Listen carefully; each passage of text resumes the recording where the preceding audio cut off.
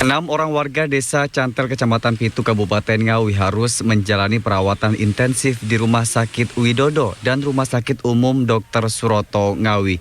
Ke-6 warga menderita mual, muntah, serta pusing setelah mengkonsumsi jamu tradisional racikan yang dijual keliling.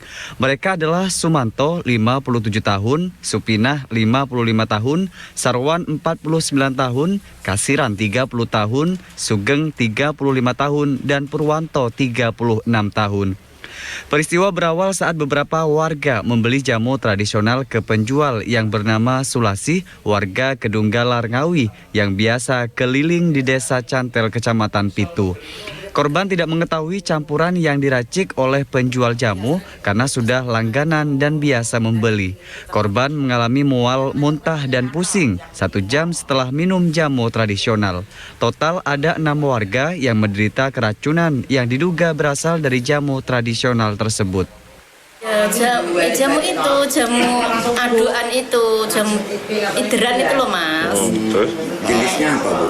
Jenisnya ya gelinu, tapi mereknya nggak tahu saya nggak beli. Terus setelah diminum apa yang Setelah diminum pusing, terus? pusing mual, tapi muntah. Petugas kepolisian sektor Pitu yang mendapati laporan langsung melakukan identifikasi dan memeriksa sejumlah saksi, termasuk mendata korban yang dirawat di rumah sakit. Ke-6 orang korban itu masih satu keluarga. Alamatnya aja sama di Desa Cantel, tapi berlainan orang yang satu pasangan suami istri.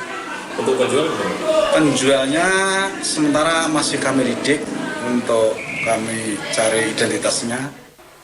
Atas kasus ini polisi mengamankan barang bukti sejumlah bungkus bekas jamu tradisional untuk dilakukan uji laboratorium.